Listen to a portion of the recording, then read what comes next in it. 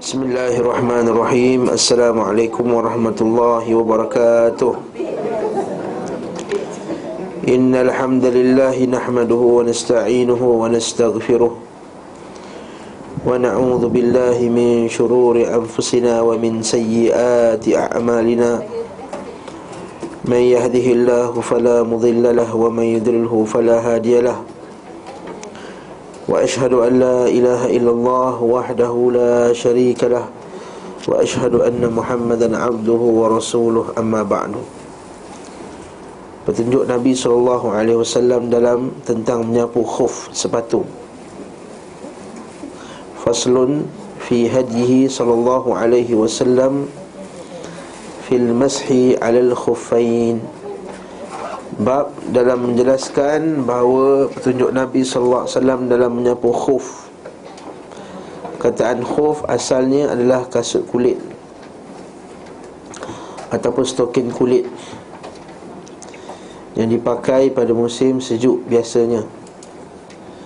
Dan biasanya khuf ini menutupi sehingga ke atas buku lali. Itu dalam agama kita dibenarkan untuk kita tidak membuka stokin atau khuf tadi sekira kita berwuduk dengan beberapa syarat. Syarat yang pertama, dia hendaklah memakai dalam keadaan berwuduk. Yang kedua, dia mesti menutupi bahagian-bahagian yang wajib ditutupi, iaitu kakinya sehingga ke buku lali. Yang ketiga, dia tidak tembus air. Yang keempat, dia dipakai pada sehari semalam untuk orang yang bermukim, dan 3 hari 3 malam untuk yang musafir. Itu syarat dia. Syarat datang dari mana? Syarat datang daripada hadis-hadis Nabi SAW juga lah. Yang bukan di sini makamnya untuk dibincangkan. Syarat dia adalah hadis. Contohnya ada masalah, kita kata syarat nak pakai khuf tu mesti berwuduk dulu. Dia hadis berkenaan dengan Nabi, sahabat Nabi nak cabut kasut Nabi. Nabi kata biarkannya, fa inni adkhaltuhuma tahiratain. Aku telah masukkan kedua kasut tersebut, aku masukkan kaki aku ke dalamnya dalam keadaan kaki itu bersuci. Lalu bahawa syarat dia bersuci. Dan sehari semalam pun ada dalilnya. Dan menutup kawasan yang sepatut ditutup itu adalah berdasarkan ijtihad para fuqaha, bahawa dia khuf ni dia kasut-kasut yang tidak tembus air. Jadi itu yang para fuqaha kita telah menetapkannya. Itu kita umum, kita kata cara pakai khuf. Selain daripada khuf, stokin boleh tak kalau memenuhi syarat tadi. Sebagian para fuqaha dia tak benarkan stokin, sebab stokin tak boleh dipakai ketika di luar. Mana boleh pakai stokin pergi jalan kat jalan raya. Namun sebagian fuqaha kata dibenarkan, kerana Nabi SAW juga pernah sapu di atas jawrabaini, iaitu balutan jawrab. Jadi barakallahu fikum, kat sini kita kata boleh dikatakan pakai atas stokin pun boleh, dengan syarat stokin tadi tidaklah stokin yang nipis. Itu kesimpulannya. Ini sunnah Nabi SAW. Maka kalau kita tak nak cabutnya, maka tak ada siapa yang boleh engkar, kata apa hal kau tak nak cabut, malas sangatlah tu. Kan cabut kan senang. Tak, itu memang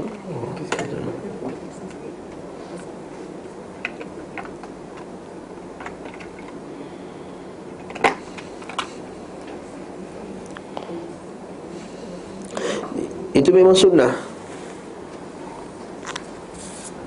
dibenarkan. Sahha anhu, dinukil melalui jalur yang sahih, bahawa beliau sallallahu alaihi wasallam mengusap khuf sebagai ganti mencuci kaki saat wuduk, baik ketika mukim maupun safar. Perkara ini tidak mansuh, dihapus sehingga beliau sallallahu alaihi wasallam wafat. Orang mukim diberi batasan sehari semalam, sedangkan musafir diberi batasan 3 hari 3 malam. Masalah dinukil dalam sejumlah hadis yang memiliki darjat hasan dan sahih. Beliau SAW mengusap bahagian atas sepatu. Bila kita ambil tu, kita sapu atas, bukannya kita sapu bawah. Maksudnya kalau dah sapu, dah basuh muka, dah sapu kepala, dah basuh tangan, dah sapu kepala, telinga, lepas tu tak kaki tu, kita sapu saja macam ni lah. Kaki kita macam ni, sapukan. Kita basahkan tangan, sapukan macam ni. Nama apa sapu? Atas je lah, macam ni. Sebab tu dah kata Sayyidina Ali radhiyallahu anhu, kalaulah agama ini berra'yi, dengan pendapat, nescaya bawah tu lagi patut kita sapu, bawah tu yang kotor. Tapi kata Ibn Taymiyah rahimahullah, tapi sebenarnya kalau orang yang akal dia bersih, dia takkan sapu bawah. Sebab apa? Bawah basah lagilah menyebabkan dia kotor. Kalau basah tu bawah, kalau bawah tu tapak kita basah, lagi dia menyebabkan melekat-melekat semua kekotoran berbanding kering. Kata Ibn Taymiyah, akal yang sihat tidak akan bertentangan dengan dalil yang sahih. Sebab itulah saya pernah sebut dalam kuliah ni kot, kalau kita tengok akal kita bertentangan dengan pendapat kita, bertentangan dengan nas, atau akal bertentangan dengan nas, ketahuilah sama ada nas tu atau yang tak sahih, atau akal kita yang bermasalah, atau akal kita yang bermasalah. Okey.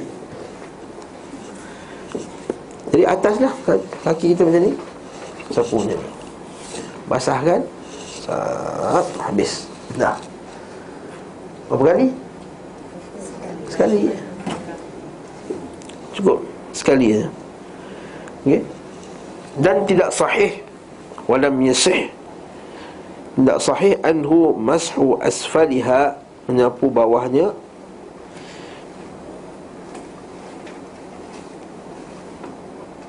kerana dinukilkan dari hadis-hadis yang terputus sanadnya.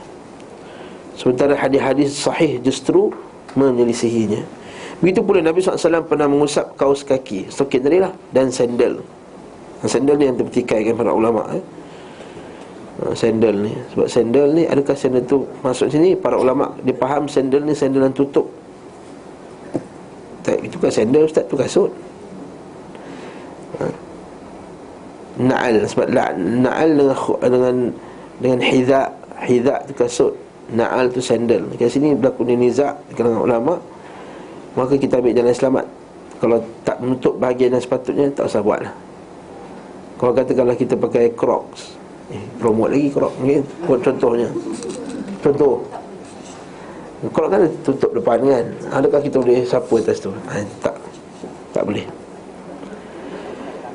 Okey, Nabi SAW pernah mengusap serban sahaja dan juga pernah mengusap bersama dengan ubun-ubun. Kita bincang sebelumnya masalah sapu atas kepala tu. Masalah-masalah ini dinukil secara akurat dari beliau SAW pada sejumlah hadis, baik dalam bentuk perbuatan maupun perintah. Tapi semuanya berkaitan dengan kondisi tertentu, sehingga ada kemungkinan perbuatan ini hanya dilakukan kerana suatu keperluan atau pada situasi darurat. Dan kemungkinan pula bersifat umum seperti halnya mengusap sepatu. Kemungkinan terakhir inilah yang lebih kuat. Maksudnya dalam masalah sapu atas serban tadi, boleh tak sapu kepala, sapu tu atas serban?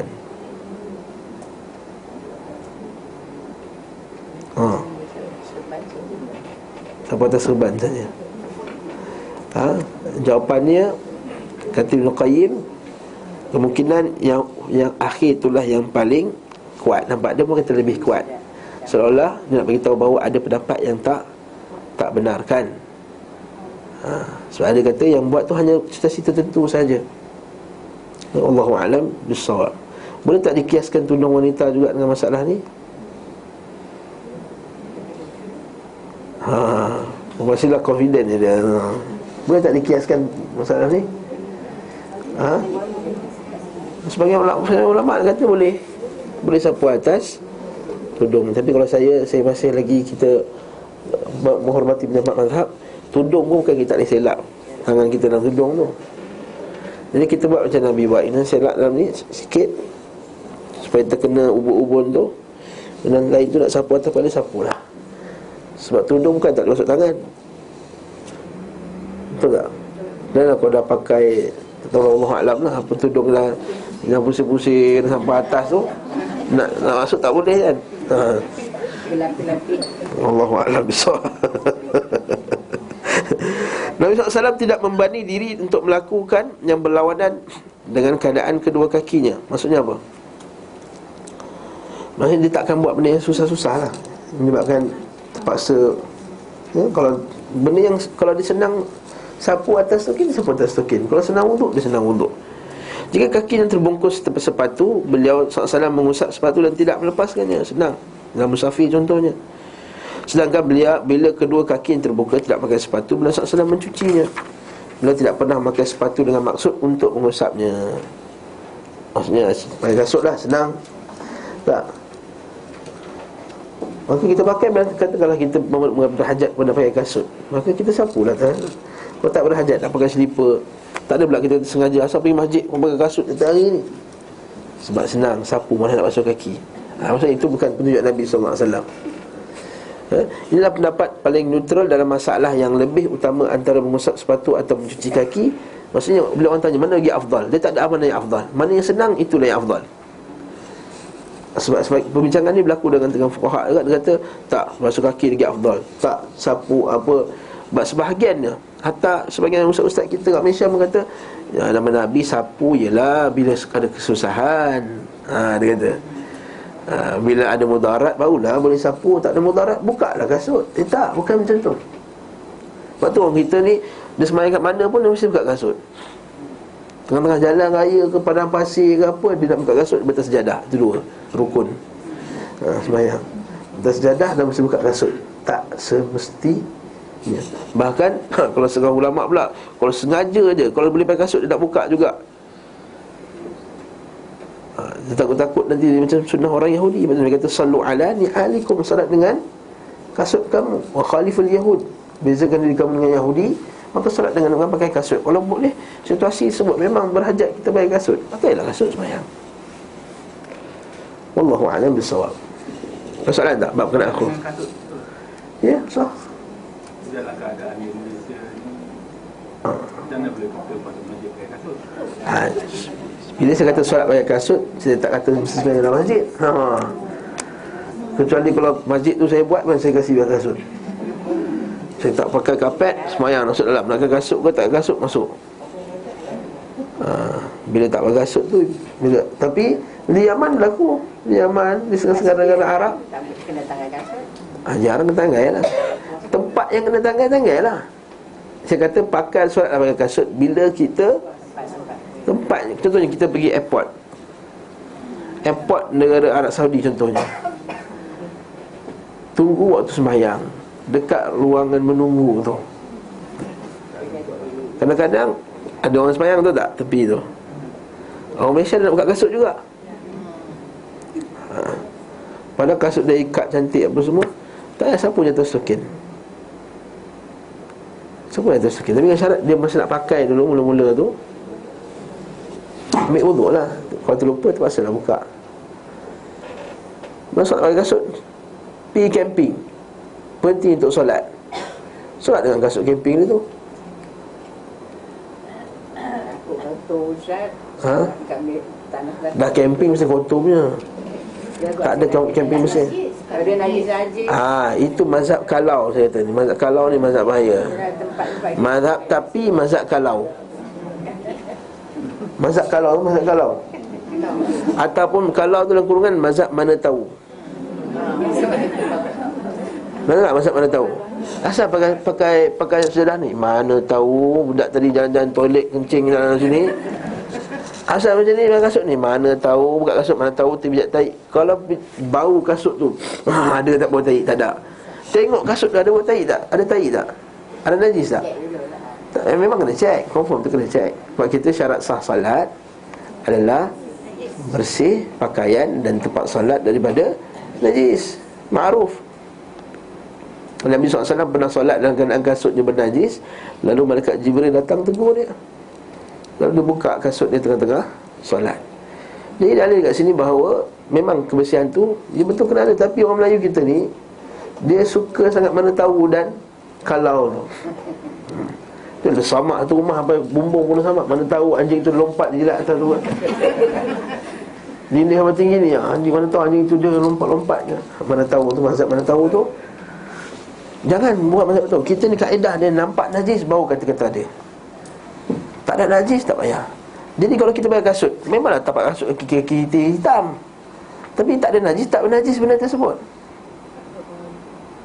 Mana tapak kasut bersih? Ada tapak kasut bersih? Maksud baru beli pakai dalam rumah tapak kasut bersih. Bila kita jalan kat luar, mesti kasut tu tapaknya kotor. Tapi adakah kotor itu najis? Itu soalan yang patah balik kita tanya lama. Kalau kita tak fiqah, selalu keluar soalannya. Adakah semua benda yang kita anggap benda tu kotor dia najis? Tak.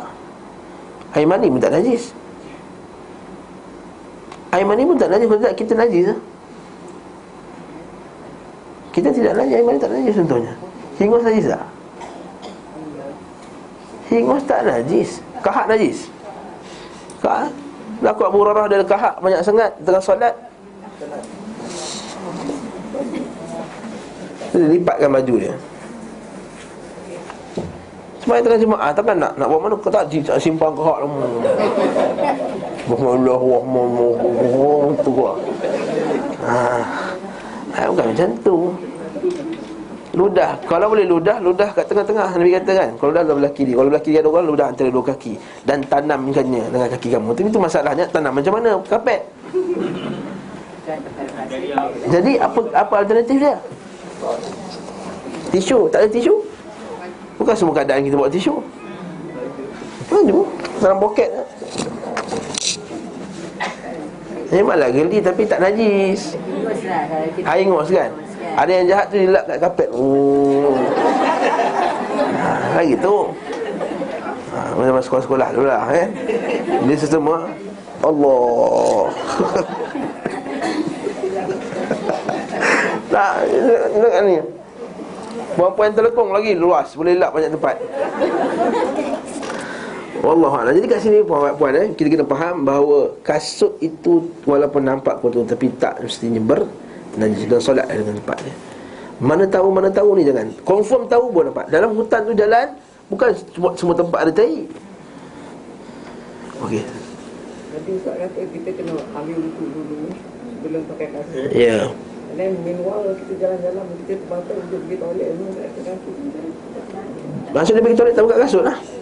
Taklah, maksudnya bila kita nak wuduk balik, kita dah batal kan.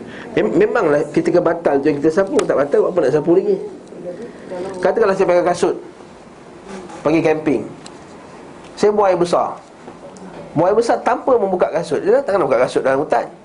Saya tarik seluar je lah, buang air besar. Dah buang air besar, istinja apa semua, betulkan balik seluar, lepas tu nak ambil wuduk. Ambil wuduk, sapu je atas kasut. Itu maksudnya, jangan buka. Itu isu dia, jangan buka. Kalau lepas buka tu terbatal, maka tak boleh dah pakai. Lepas tu untuk sapu, tak boleh. Dia mesti pakai dalam keadaan dia bersih. Dia bersih. Faham tak? Adakah dengan membuka terbatal? Tak. Kalau dia buka kat stokin tadi, tapi wuduk dia tak batal lagi, kemudian dia pakai balik, boleh tak sapu? Boleh lagi. Tapi kalau buka batal, lepas tu pakai balik sapu, tak boleh lah. Dia syarat dia mesti masuk je stokin tu kat kaki tu bersih, dah suci dulu wuduk. Senang cerita. Jadi kita pakai stokin ni macam duduk tu ke sapu je kat atas. Iya. Banyak nak buka-buka. Iya. Terutama dalam masjid haram nak banyak. Oh, pakai stokin tebal-tebal masuk Masjidil Haram. Iya. Bawa spray satu, spray kecil, sapu kat sini sikit, kat tangan lepas kaki, selesai. Tak payah susah. Senang. Senang kali dah. Beli spray kecil tu kan, botol apa dia RM2-3 tu, kat kedai Cina RM3, kedai RM3, kedai RM2 tu beli tu spray kan. Okey. Alah ustaz, air banyak ni boleh wuduk. Cerita dua kolah lama dah. Dah selesai. Okey dah, selesai masalah tayammum pula. Islam ni mudah kalau kita ikut sunnah. Kalau kita faham fiqah tu, insya-Allah dia mudah. Fiqah bukan nak menyusahkan. Faslun fi hadis sallallahu fi tayammum. Tunjuk beliau sallallahu dalam masalah tayammum. Beliau sallallahu melakukan tayammum dengan satu kali tepukan ke tanah dan dua telapak tangan. Ini berlakunya perbincangan di kalangan fuqaha, adakah sekali tepuk atau 2 kali tepuk. Sekali tepuk untuk muka dan terus tangan, telapak tangan. Ini mahal khilaf juga. Satu, adakah 2 kali tepuk? Kita mengaji kat sekolah 2 kali tepuk. Tepuk sekali, ni nipiskan tu dekat asrehe, ni maksudnya nipiskan. Lepas tu Bila siapa tu tak boleh ulang balik Ustaz sekali terus. Itu mazhab Syafi'i Melayu lah. Betul ada mazhab Syafi'i, betul, bukan Melayu. Selesai. Lepas tu tempat lain, tak boleh tempat yang sama. Nanti debu tu mustakmal. Tempat lain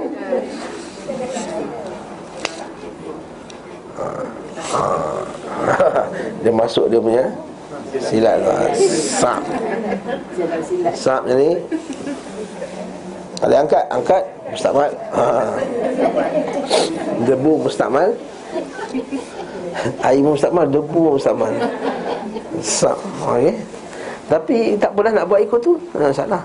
Itu sebahagian fuqaha kita sebut macam tu. Nak macam mana? Tak apa lah. Saya tak kata benda tu salah. Saya tak kata benda tu salah. Saya tak kata benda tu salah. 3 kali saya ulang. Itu benar, mengikut ijtihad sebahagian fuqaha. Okey. Mengikut sebahagian fuqaha pula, para ulama, dia menganggap bahawa dari segi nas, dalilnya sekali. Sekali tepuk muka dan tangan tu sampai sini saja, bukan ni. Sebab tak dikiaskan dengan wuduk. Sebab wuduk Allah Ta'ala sebut dalam Quran kan, surah Ma'idah tu, Allah Ta'ala kata apa?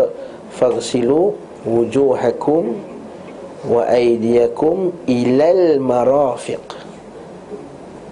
Okey. Dan basuhlah muka kamu dan tangan kamu hingga ke siku. Okey, tangan kamu tu kat mana? Okey, sampai sini. Okey, Allah Ta'ala kata dalam Quran, as-sariqu was-sariqatu faqta'u aydiyahuma. Orang yang mencuri, lelaki dan perempuan, potong tangan dia. Potong tangan sini ke? Sampai sini. Baca pula ayat berkenaan dengan tayammum. Ilm tajidu ma'an fatayammamu sa'idan tayyiban famsahu biwujuhikum wa aydikum min. Dan sapulah muka kamu dan tangan kamu. Nabi ayat tak sebut dan tangan kamu hingga ke siku macam wuduk tadi. Faham tak? Kalau kita satu ayat je tu, okay? Dalam wuduk Allah Ta'ala kata basuhlah tangan kamu hingga ke siku. Tapi bila tayammum, basuhlah tangan, sapulah tangan kamu. Tak kata hingga ke siku. Jadi difahami bahawa tayammum tu macam ni, dah selesai. Lagi mudah, sekali saja. Okey, faham tak ni? Selesai masalah. Bola sepak tangan seperti ini. Handball lah, kalau bola sepak sampai sini boleh lagi hand. Ini hand lagi. Bagus juga tu. Okay. Tidak pernah dinukil beliau melalui jalur sahih bahawa beliau SAW tayammum dengan 2 kali tepukan. Nampak? Dan tidak juga mengusap sampai ke siku. Ini kata Ibn Qayyim. Imam Ahmad berkata, barang siapa berkata tayammum diusap sampai ke siku, maka itu adalah perkara yang ditambahkannya dari diri sendiri. Masya Allah. Syadid kat tu. Begitu pula beliau SAW biasa bertayammum dengan tanah yang beliau jadikan tempat solat, baik berupa tanah berdebu, tanah yang basah maupun pasir. Boleh. Dinukil melalui jalan sahih bahawa beliau SAW bersabda, di mana pun seorang dari umatku dapati salat, maka disitulah masjidnya. Masjid sini bukanlah disitulah dia buat masjid, tak. Disitulah tempat dia bersujud, dia salatnya, dan yang digunakannya untuk bersuci. Ini kelebihan Allah Ta'ala telah jadikan pada umat Nabi Muhammad SAW. Wa ju'ilat liyal ardu masjidan wa tahura. Jadikan bagiku tanah bumi ni semua bersih, semua boleh salat, semua boleh buat tayammum.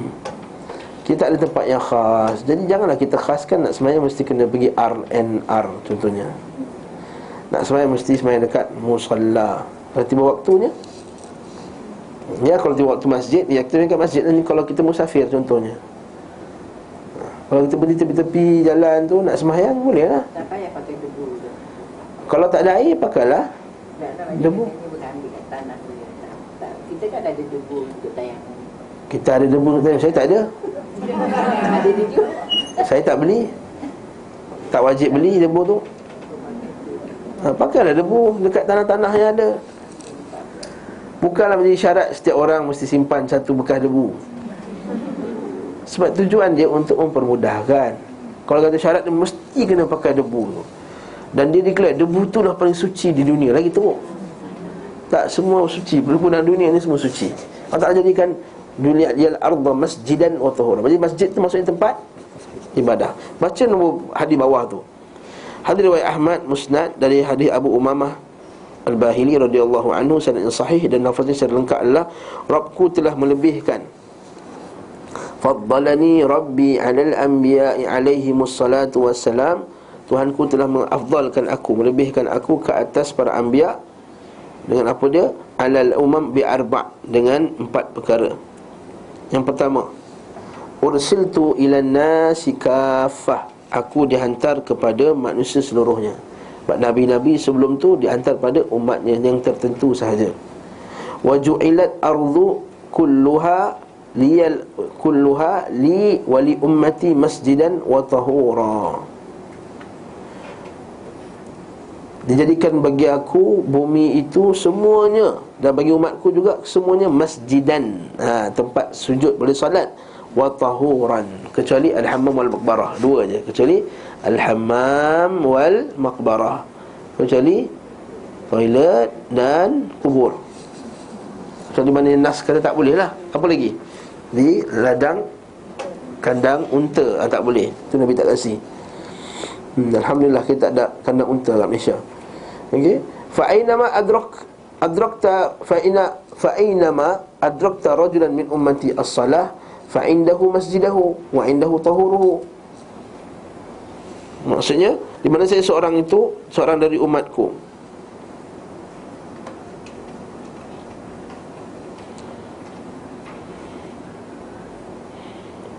dapati waktu salat, adrakat rajulan min ummati as-salatu, adrakat rajulan min as-salatu, bila waktu salat sampai kat dia, maka disitulah masjidnya dan alat bersucinya, tahur.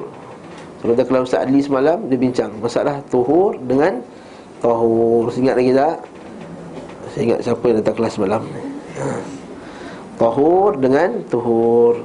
Apa beza tahur dengan tuhur? Tahur tu alat untuk bersih tu. Jadi dalam hadis kata dijadikan bumi itu tahur. Jadi bumi itu alat untuk bersuci. Maksudnya tanah tu alat untuk bersuci.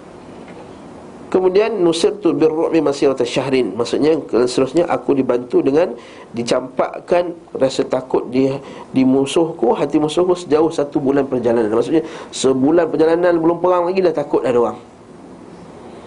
Dan pada zaman ni diorang tak takut lagi dah. Allah telah campakkan ketakutan, bahkan dicampak ketakutan pada hati umat Islam. Sebab apa? Sebab kita ada penyakit al-wahnu. Cinta dunia dah takut mati. Cakap sikit, tak naklah, takut.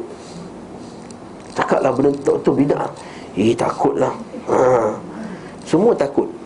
Lepas tu maksiat cakaplah, kau punya rumah makcik kau penuh dengan patung-patung dalam rumah, takutlah. Apa pula putus saudara, takut ni. Lepas tu kita ni musuh tak takut dengan kita. Kita tak takut dengan Allah Ta'ala, maka musuh tak takut dengan kita lah. Dan dihalalkan untuk kita rampasan perang. Maksudnya kita, harta yang paling halal dalam dunia apa dia? Rezeki yang paling halal di dunia. Soalan apa ni Ustaz?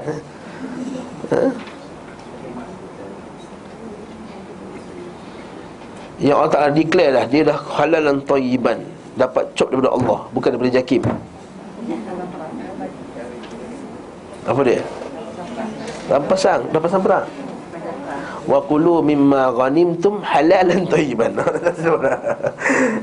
Dan makanlah daripada harta rampasan perang kamu yang halal tayyib, yang halal lagi tayyib. Allah Ta'ala declare harta rampasan perang tu halal tayyib. Sebab itulah kita disuruh untuk berperang dan disuruh untuk sentiasa berniat untuk pergi berperang. Man lam yaghzu wa lam yuhaddith nafsahu bighazwin mata ala syu'batin min nifaq.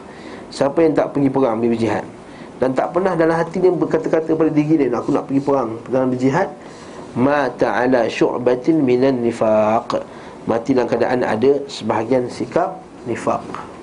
Tapi sekarang bahaya, nak perangnya teroris. Itulah dia. Wallahu a'lam bissawab. Poin kat sini adalah tadi Nabi kata jadikan bumi itu masjidan wa tahura. Okey. Ketika beliau SAW safar bersama para sahabatnya pada perang Tabuk, mereka pun melalui tanah berpasir di sepanjang perjalanan mereka, sementara persediaan air mereka sangat terbatas. Sementara tidak dinukil bahawa beliau SAW membawa tanah debu bersamanya. Tak payah beli. Tidak pula memerintahkan membawanya. Kau nak ikutkan zaman Nabi, pasir lagi banyak. Lepas tu yang ambil simpan tu pergi negeri yang lembap macam kat Syam tu, negeri yang lembap, kan, negeri yang subur. Arab pasir banyak. Kita bawa banyak-banyak pasir, kita pergi Syam, kita jual debu Mekah. Agak-agaknya lagi untung tu. Bisnes yang bagus, debu Madinah untuk tayamum. Semua beli kan, debu Madinah. Padahal diketahui pada pasti bahawa di gurun seperti itu pasir pasti lebih banyak daripada tanah berdebu. Demikian juga kondisi. Maksudnya apa? Surah Ibn Qayyim kata pasir banyak tapi Nabi suka lagi pakai tanah berdebu. Contohnya demikian juga kondisi struktur tanah Hijaz dan wilayah sekitarnya. Berdasarkan uraian hal ini, saya akan menarik kesimpulan bahawa Nabi SAW pernah tayamum menggunakan pasir. Maksudnya Nabi juga pernah tayamum dengan pasir. Sebab itulah ada sebahagian fuqaha kata mesti tanah. Ada pula syarat lagi syadid. Dia kata mesti tanah liat. Tanah merah, tanah liat tu. Kita kata macam nak cari tanah liat? Bukan semua tempat ada tanah liat, tanah yang keras macam tu. Jadi asalkan pasir, batu, guru kami dulu batu je. Kalau batu kat luar kan, kita kat rumah kita kadang kita beli batu daripada Sungai Buloh lagi, batu lagi kita letak banyak-banyak kat rumah kita kan. 3-4 hari, seminggu, 2 minggu, kan atas batu tu kan ada debu. Itu boleh. Sebab tu masalah sa'idan tu, sa'idan apa, adakah ada mesti tanah saja ataupun apa yang asfala minal ard, apa yang ada atas bumi. Maka wallahu a'lam bisawab. Yang kuatnya masalah ni adalah apa saja yang menutupi satu permukaan, itu dah boleh kita bertayamum. Saya pastikan debu, bukan habuk rumah. Beza kan habuk dengan debu? Boleh beza tak? Tuan pandai sedikit beza. Tuan ada rumah masing-masing, bezakan. Habuk tu macam celah-celah ni, korek celah-celah, itu bukan debu. Tak habuk, celah. Debu macam kita biasanya kat permukaan di luar sana,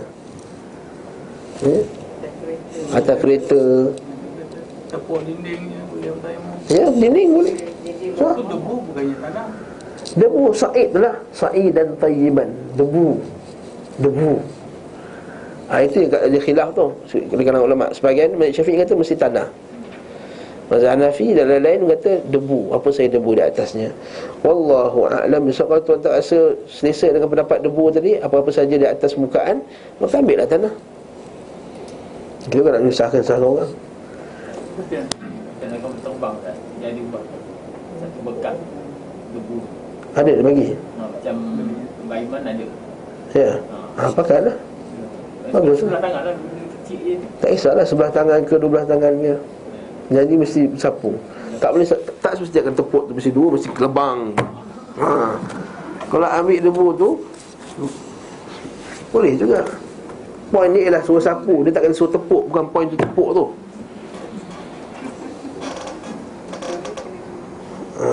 Faham tak?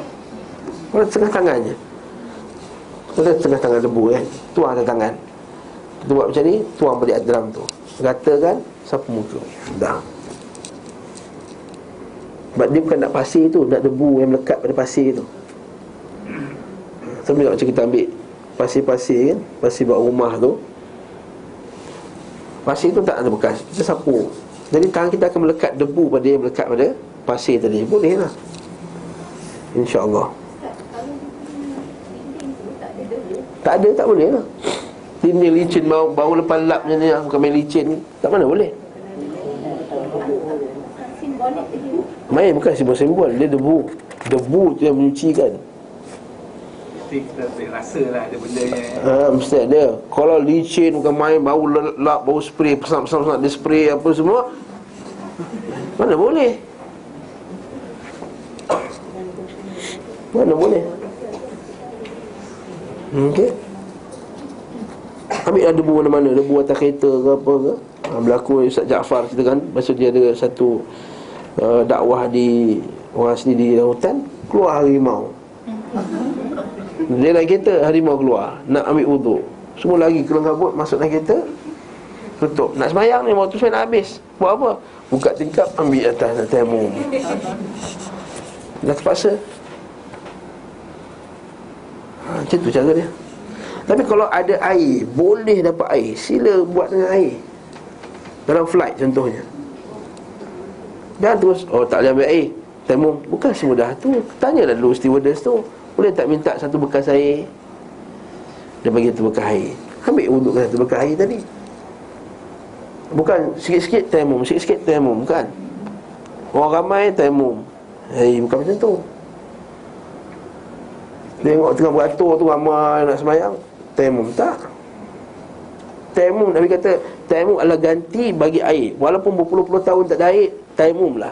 Tapi poinnya bila ada air, bila ada air je tayamum batal. Kecuali untuk yang tadilah, yang sakit, orang yang tak boleh kena air, itu saja yang dikecualikan. Walaupun dah ada air pun dia boleh tayamum. Itu dalam bincang kitab fiqh dia bincang masalah, kalau tengah solat tiba bunyi air, boleh batal ke tak solat? Sebagai fuqaha kata kena batal ke solat dia. Sebab dia macam kentut lah, tengah sembahyang kentut, batal lah.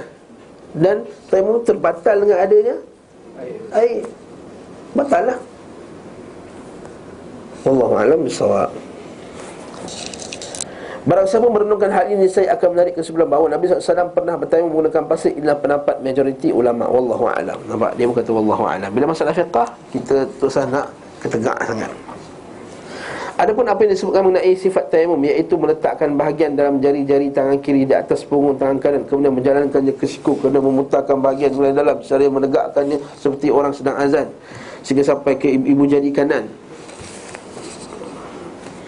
lalu ditempelkan kepadanya, maka semua adalah perkara yang diketahui secara pasti tidak pernah dilakukan oleh Nabi sallallahu alaihi wasallam. Nak cakap ni, dan tidak perlu diajarkan kepada seorang pun di antara sahabatnya, ataupun diperintahkannya atau dianjurkannya. Lihatlah petunjuk beliau dalam masalah tayamum, dan itulah yang dijadikan pemutus. Maksudnya tak adalah istilah debu musta'mal, tak ada bagi sapunya.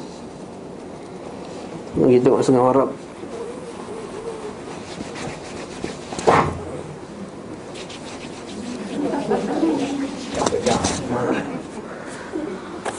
batu yang sama juga. Apa itu?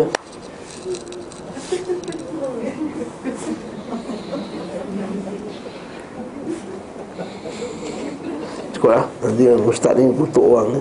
Bulan puasa tak dikutuk. Demikian juga tak dinukil melalui jalur sahih bahawa beliau SAW bertayamum untuk setiap kali salat dan tidak memerintahkannya. Bahkan beliau SAW tidak membatasi tayamum, malah menjadikannya sebagai pengganti wuduk. Ini masalah fiqah juga. Sebab sebagian ulama kata tayamum ni hanya sah untuk satu, lepas tu sebagainya pula kata dah masuk waktu solat tu baru kena tayamum. Kalau tayamum sebelum tu tak sah.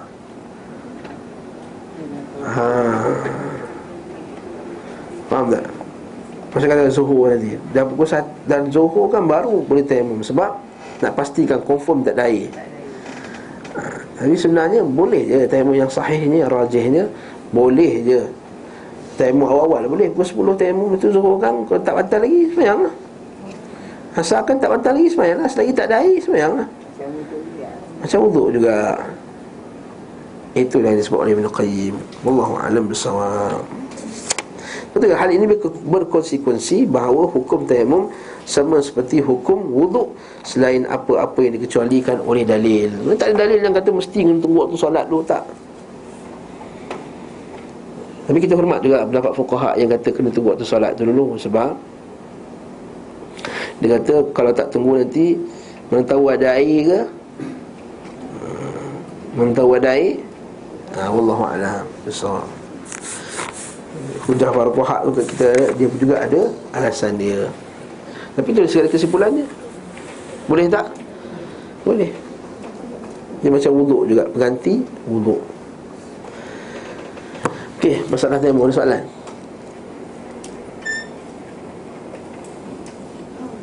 Ini kita belajar kena kitab fiqah lalu kan, ustaz-ustaz kita banyak kali sebut dah. Kita sekali lalu cepat-cepat dalam masalah fiqah ni. Petunjuk Nabi SAW, pertama tidak melafazkan niat. Apabila beliau SAW berdiri untuk salat, maka beliau mengucapkan Allahu Akbar, Allah Maha Besar. Beliau tidak mengucapkan sesuatu pun sebelumnya dan tidak melafazkan niat sama sekali. Beliau SAW tidak pernah mengucapkan usalli lillahi salatan kadha mustaqbilal qiblata arba'ata raka'atin imaman aw ma'muman. Saya berniat mengerjakan salat yang ini kerana Allah dengan menghadap kiblat 4 rakaat sebagai imam ataupun makmum. Begitu juga beliau tidak pernah mengatakan adaan sebagai pelaksana ataupun qadaan sebagai pengganti, dan tidak juga mengucapkan fardul waqti sebagai ibadah fardu dari waktu ini. Wallahu a'lam bissawab. Cukuplah, pandai-pandai tu, faham dah tu kan. Kita semua bijak. Okay, ini adalah puluhan bid'ah yang tak seorang pun menukilkannya dengan sanad sahih maupun dhaif. Hadis dhaif pun tak ada Nabi kata usalli. Tidak juga secara musnad maupun mursal. Musnad maksudnya ada yang bersanad daripada Nabi SAW maupun mursal, terputus daripada para sahabat atau tabi'in, apa saja yang terputus. Tak ada satu pun lafaz yang dinukil daripada beliau SAW dalam masalah ini. Bahkan tidak dinukil dari seorang sahabat pun. Tak seorang pun di kalangan tabi'in yang menganggapnya baik. Dan tidak pula imam yang 4. Imam yang mana ni? Mutaakhirin, ulama datang kemudian. Ulama yang datang kemudian daripada mereka. Hanya saja sebagai ulama mutaakhirin terpedaya oleh pernyataan Imam Asy-Syafi'i. Bukan terpedaya, maksudnya tersilap faham. Itu Syekh Bakar Abu Zaid jadi satu kumpulkan kitab yang di mana anak-anak murid imam tu tersilap faham kata-kata imam dia sendiri. Dan setiap mazhab ada. Yalah macam kita kan, kita ada kitab, kemudian ustaz tu syarahkan, huraikan. Kemungkinan ustaz tu dia silap faham apa yang dimaksudkan oleh penulis tu. Ini kita tahu silap faham lah. Antaranya inilah dia pernyataan Imam Syafi'i rahimahullah tentang salat. Apa kata Imam Syafi'i dalam kitab Al-Um? Sesungguhnya salat itu tidak seperti puasa. Seseorang tidak dapat masuk ke dalamnya kecuali dengan zikr, dengan lafaz. Apa maksud dia? Apa maksud dia?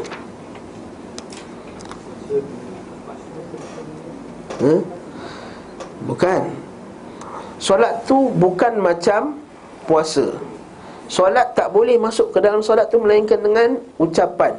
Apa ucapan apa tu? Allahu Akbar. Puasa tak payah ucap, tak perlu kata dah masuk subuh je Allahu Akbar. Apa sebab takbir ni? Masuk puasa. Tak. Puasa kalau kita tidur pun bangun-bangun dia pukul 9, puasa je terus. Dah niat malam tadi. Solat tak boleh. Solat mesti masuk. Lepas tu kata tahrimuha at-takbir. As-salatu tahrimuha at-takbir. Solat tu masuk ke dalamnya adalah dengan takbir. Wa tahliluha at-taslim. Dan tahlilnya bukan tahlil la ilaha illallah tu kan. Tahlil maksud melepaskan, macam tahallul tu. Tahallulnya padanya adalah dengan taslim, salam. Jadi lafaz ni lah maksudnya tidak masuk dalamnya melainkan dengan zikir. Jadi zikir itu disalah fahami. Dia kata zikir maksudnya adalah dengan sebut usalli. Tak boleh masuk solat dengan perkataan mereka dengan usalli fardhu sekian-sekian. Mereka menduga bahawa zikir itu adalah pelafazan niat oleh orang yang akan salat. Padahal yang dimaksud zikir oleh Imam Syafi'i sebut sesungguhnya adalah takbiratul ihram dan bukan yang lainnya. Bagaimana mungkin Imam Syafi'i menganjurkan perkara yang tidak pernah dilakukan oleh Nabi SAW? Maknanya kita kena faham. Maksudnya bila apa saja pendapat dalam mazhab Syafi'i, kita kena hormat juga. Sebab Imam Syafi'i tak mungkin nak buat bid'ah. Sebab Nabi Imam Syafi'i anti bid'ah. Jadi mungkin ijtihad dia. Nabi SAW dalam satu salat pun dan tidak pernah pula dilakukan oleh seorang khulafa dan para sahabat beliau sallallahu alaihi wasallam.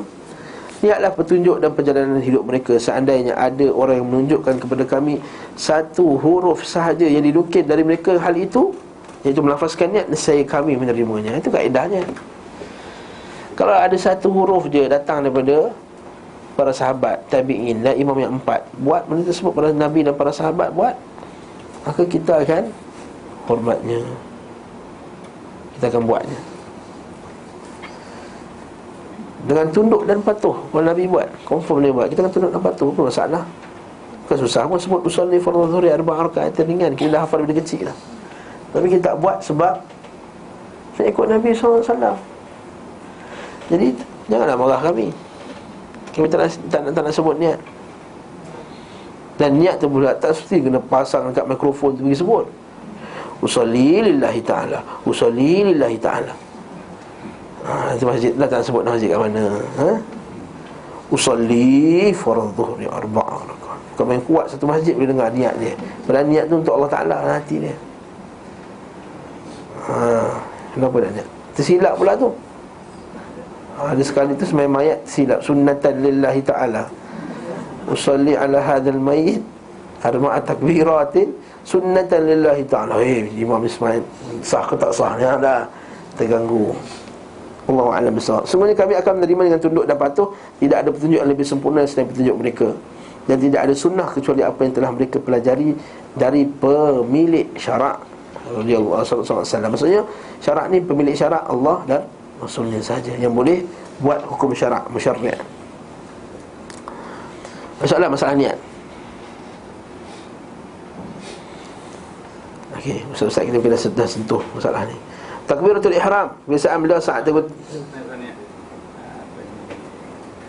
Lafaz tak dilakukan oleh Nabi. Jadi macam mana nak niat? Niat. Macam mana? Soalan susah tu jawab. Saya senang je. Niat itu adalah azam yang penuh. Azam yang penuh nak buat. Dah berdiri kat masjid, dah berdiri tu, Allahu Akbar, niat lah tu. Dah berdiri, dia tahu niat dia kerana Allah. Solat dia tahu solat zuhur. Dia dekat belakang imam, mestilah makmum, takkan dia imam kot. Allahu Akbar, dah berlakulah niat tadi. Seperti yang kita sebut pada kuliah lepas, bukannya kita menyusun ayat niat dalam hati. Macam kat dalam TV bawah tu kan, berita terkini kan, kita baca satu kemalangan akan telah berlaku di macam tu saja aku sembahyang fardu zuhur 4 rakaat kerana Allah Ta'ala. Lepas tu dia ajar pula niat tu mesti buat ketika takbiratul ihram. Itu lagi Allah. Sedangkan dia tengah sebut Allahu Akbar tu, Allahu Akbar maha besar. Lafaz tu lafaz di mulut, tapi hati fikir benda lain. Kau tanya Ustaz Ali dah kena dah ni ya. Ustaz Ali banyak kali sebut dah. Lafaz mulut sebab benda lain, tapi hati sebab benda lain. Mana boleh, tak logik. Dalam hukum tak, mana boleh kita cakap, tengah cakap tapi hati kita cakap benda lain. Pada masa Allahu Akbar tu, kita menghadirkan kebesaran Allah Ta'ala ke hati kita. Allah Maha besar ni, Allahu Akbar. Lepas tu sekejap takbir, Allahu Akbar. Jadi niat tu diniatkan sebelum takbiratul ihram. Niat sebelum takbiratul ihram lah, tengah berdiri tu, Allahu Akbar. Ini dia ajar masa tu lah dia niat dalam hati. Tu yang antara jadi panjang tu. Pertama masa takbiratul ihram, yang kedua mesti susun ayat tadi. Mesti kena sebut zuhur 4 rakaat, fardu zuhur 4 rakaat. Macam zuhur tu tak fardu je.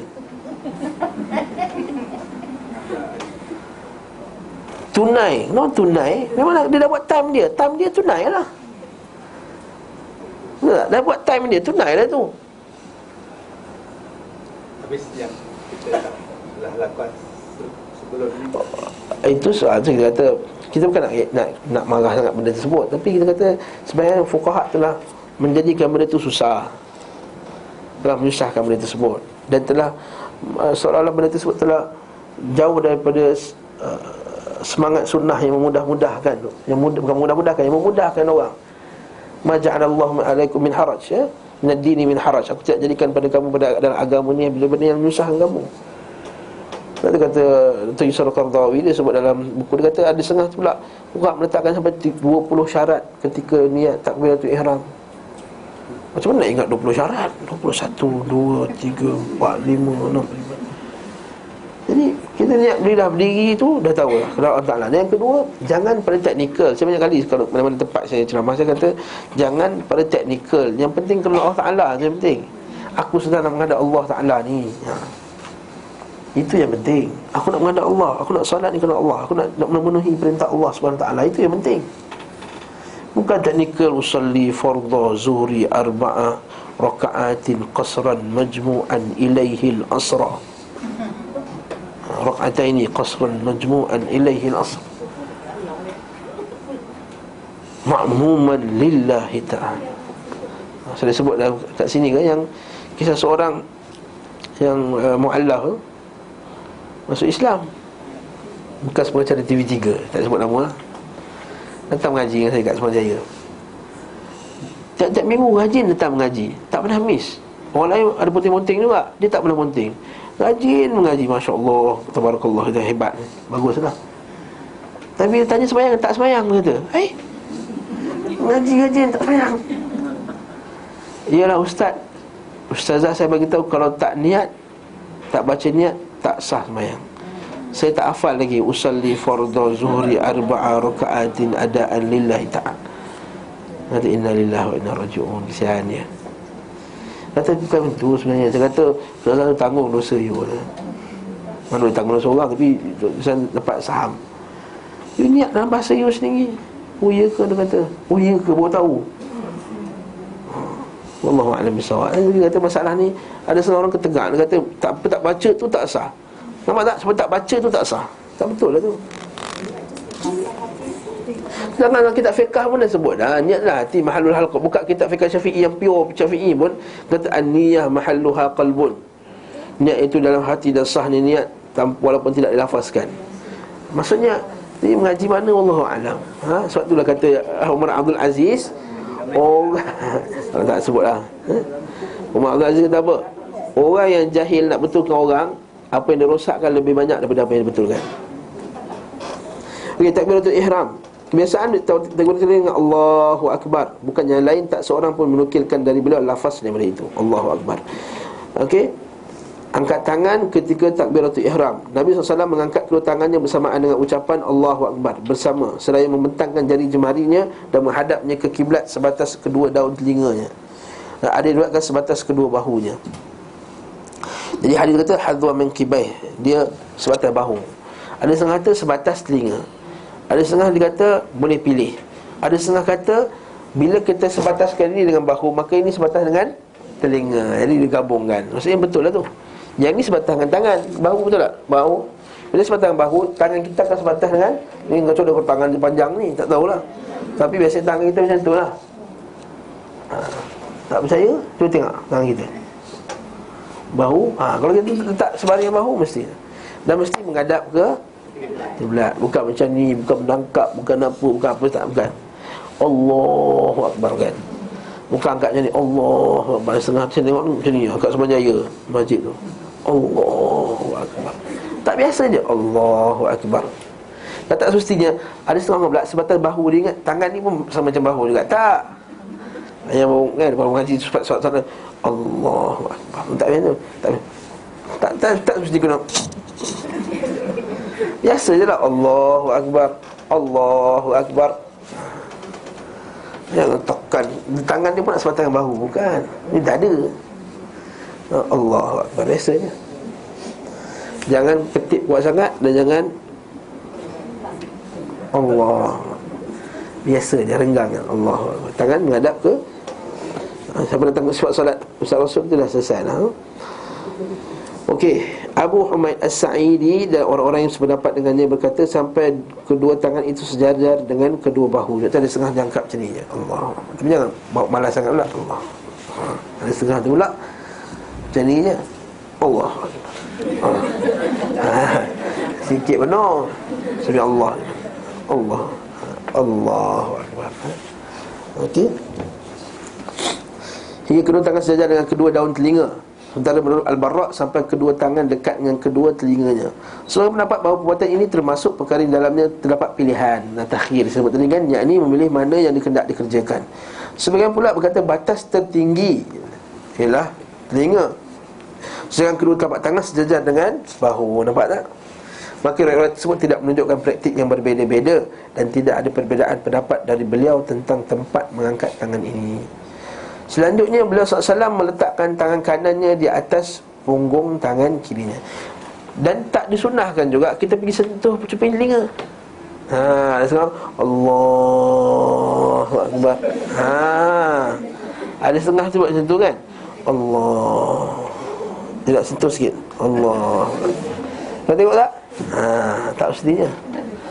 Tak mestinya sentuh. Dia suruh sejajar je, tak suruh sentuh. Lepas tu ada setengah orang takbir macam ni, Allah kan. Kalau macam ni menghadap kiblat tak? Tak. Kalau kita tak macam ni. Jadi benda tu macam ni. Nanti kita kena praktikal, kita kena faham praktikal lah benda tersebut. Kemudian Nabi letak tangan ke atas punggung tangan kirinya. Ala rusi was-sa'id. Hadis sebut kata Nabi kadang-kadang letak kat sini dan kadang-kadang Nabi letak kat sini. Kalau letak kat sini, tangan kita kat mana? Tak ada lah. Sebab Nabi letak kat sini. Mana boleh letak kat bawah pusat tapi tangan kat sini?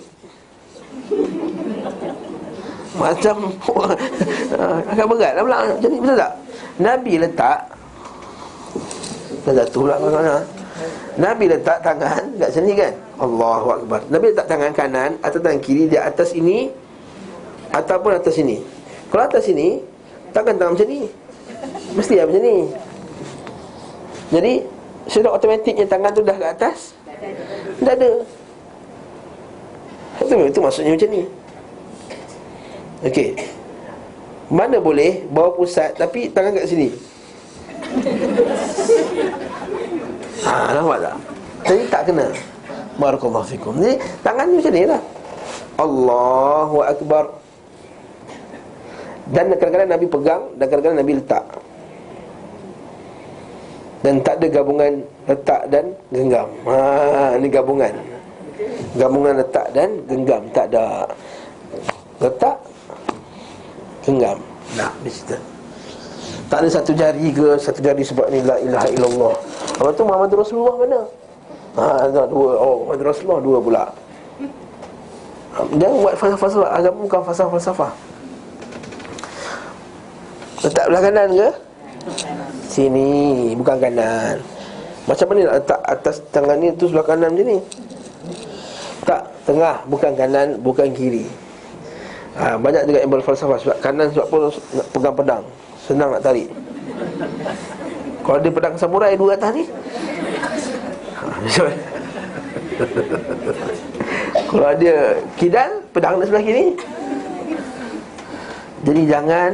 Kita ambil yang ada nas. Sama rata lah saya. Sama, sebaris. Kita jajar tu Tak ada kiri ni. Mesti dia bawakan dalil. Kenapa kiri? Apa dalil kiri? Solat ni Nabi kata sallu kama ra'aytumuni usalli. Solat macam aku solat. Mesti dalil. Solatlah antara ibadah yang kalau kita buka dalam buku kitab fiqh, bab solat tu antara yang tebal. Sebab dia terlampau detail. Sifat solat Nabi tu terlampau detail. Buka kitab macam detail.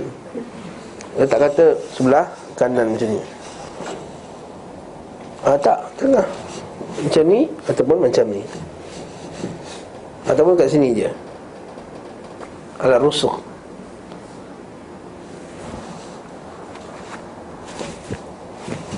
Dah, habis. Okey. Kalau kata nak mengiring sebelah kiri tu, ustaz, sila bawakan dalil kena mengiring ke kiri. Kalau kita ada, kita ikutlah. Bukan susah pun, ikut sunnah Nabi. Kalau ada dalil, dalil bawa hadis ni. Kalau ustaz, ustaz al sekian-sekian, ustaz boleh tak bagi tahu? Ustaz kata tadi kena sengit macam ni kan ustaz? Apa dalilnya Nabi sengit macam ni? Sebab hati pun kat sini. Hati kan sini kan. Dan tak semua orang ni, Ustaz Khairan Anwar kata, dia kerja AJN, tak semua orang jantung di sebelah kiri, ada yang sebelah kanan pun ada. Tanya doktor. Jadi takkan macam ni pula. Jadi la haula wala quwata illa billah. Ustaz ni dah ambil lah. Doa iftitah lah. Okey, doa iftitah, ada banyak doa iftitah yang Nabi buat. Ada panjang, ada pendek. Dan kita perbagaikanlah doa iftitah kita. Antara doa Nabi tu, Allahumma ba'id baini wa baina khataayaya kama ba'adta bainal masyriqi wal maghrib. Allahumma ghsilni min khataayaya bil ma'i wal thalji wal barad. Allahumma naqqini min adh-dhunubi wal khataayaya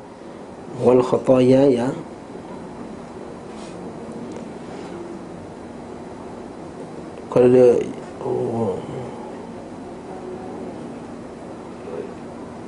wal khataaya kama yunaqqas al-abyad min ad-danas. Wal khataaya saja, bukan khataaya, buang hujung. Sebab mana boleh dhamir campur dengan alif lam? Mana boleh de dengan mai? De mai dosa, mana boleh? Wal khataaya saja. Ya hujung tu buang. Yang ketiga tu, bukan yang kedua tu. Allahumma ghsilni min khataaya tu betul. Yang tu Allahumma naqqini minadh-dhunubi wal khataaya. Buat betul kan tu? Grammar salah. Ustaz, kalau grammar salah doa terima tak? InsyaAllah. Wal khataaya kama yunaqqas al-abyadu minad danas. Ya Allah, Tuhanku, jauhkanlah antara aku dan dosaku bagaimana Engkau jauhkan antara timur dan barat. Ya Allah, Tuhanku, bersihkanlah, sucikanlah, basuhlah diri aku ini daripada kesalahan-kesalahanku, dosa-dosaku dengan air salji dan juga dengan al-barat. Barat ni bukan embun sebenarnya. Barat ni macam hujan batu tu.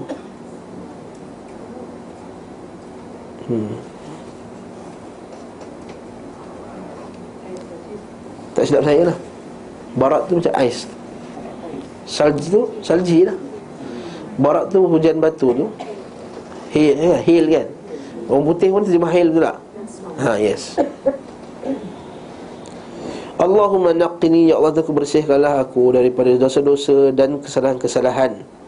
Kama yunaqqas thawbul abyadu minad danas, bagaimana kain putih itu dibersihkan daripada kotoran. Cantik doa ni. Pendek. Ini sempatlah sembahyang tarawih boleh baca doa iftitah. Sembahyang fardu boleh baca doa iftitah. Sembahyang sunat qabliyah boleh baca doa iftitah. Sebab kita baca satu saja doa iftitah. Jadi ustaz tak sempat ustaz qabliyah nak baca doa iftitah. Jadi kita pun tak baca. Sedangkan Nabi SAW tak baca doa iftitah. Okey. Seterusnya, ada kalanya beliau membaca wajjahtu wajhiya lillazi fataras samawati wal arda hanifan musliman wa ma ana minal musyrikin inna salati wa nusuki wa mahyaya wa mamati lillahi rabbil alamin la syarika lahu wa bidzalika umirtu wa ana awwalul muslimin. Allahumma antal maliku la ilaha illa anta rabbi wa ana 'abduk zalamtu nafsi wa a'taraftu bi dhanbi faghfir li dhunubi jami'a innahu la yaghfiru dhunuba illa ant wahdini li ahsanil akhlaqi wa la yahdi li ahsaniha illa ant wasrif anni sayyi'al akhlaqi la yusrifu anni sayyi'aha illa ant labbaika wa sa'daik wal khairu kulluhu bi yadaik wasyarru laysa ilaik ana bika wa ilaik tabarakta wa ta'alait astaghfiruka wa atubu ilaik. Nabi baca ni ketika sembahyang malam. Ustaz, apa kelebihan doa itu? Doa yang Nabi baca biasanya. Mana biasa doa iftitah Ada kelebihan tertentu tak? semestinya ada kelebihan yang besar. Doa pertama doa daripada Nabi, yang kedua doa dalam solat, yang kedua dan ketiga Nabi tak pernah tinggalkan. Yang keempat lafaz ni lafaz yang jami' lagi meliputi al-kalim, Jawami'ul kalim. Kalau kita baca doa Nabi ni, doa semuanya komplit doa Nabi ni.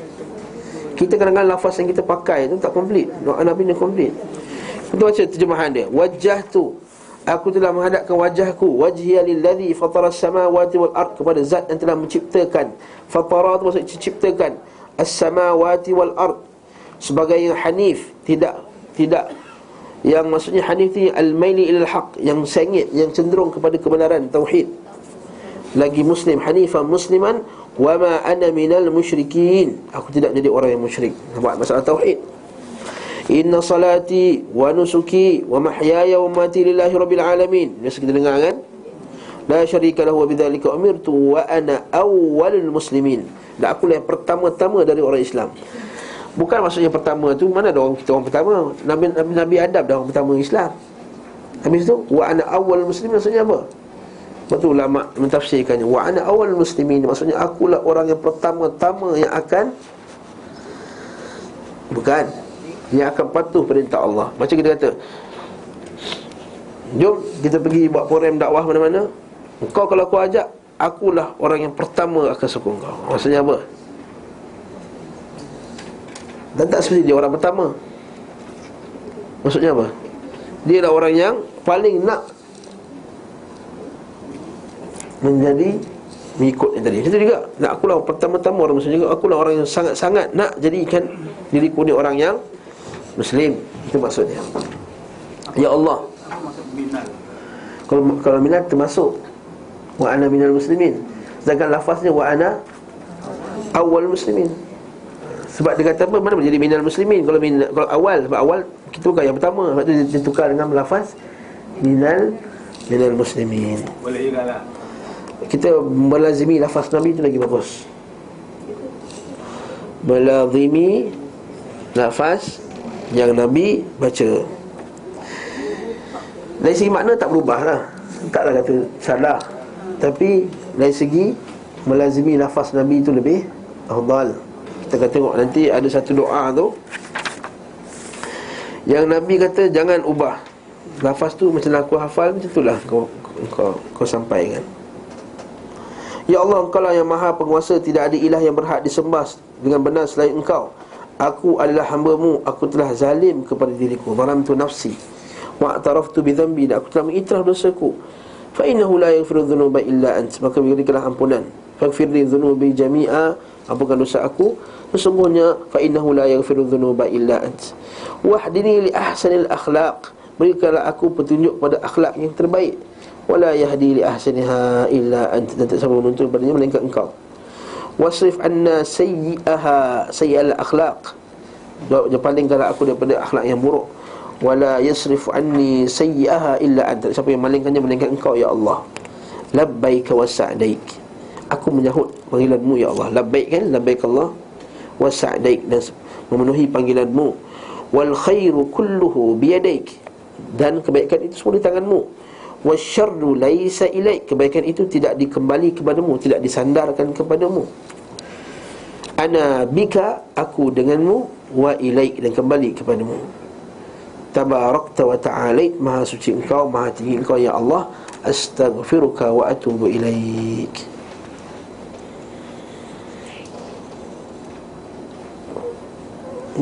Mari kita baca sikit nota kaki bawah tu. Muslim, salat musafir, salat doa fi salatil lail. Nampak tak?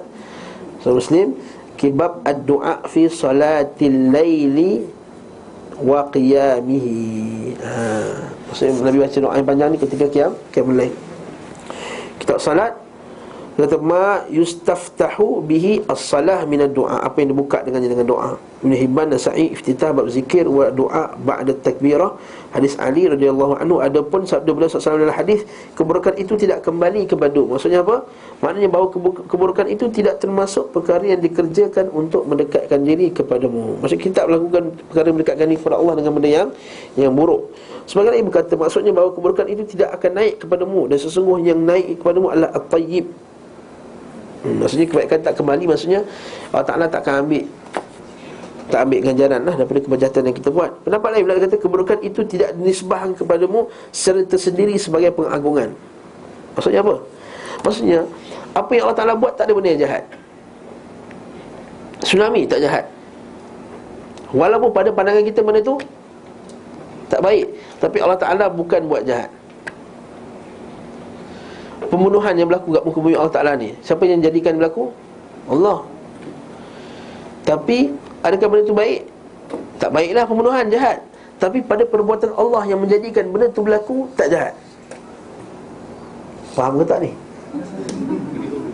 Keliru Saya bagi satu senang je. Kita halang anak kita kecil makan aiskrim pukul 12 malam. Ayah nak aiskrim, tak boleh, batuk. Ayah jahat. Nampak tak?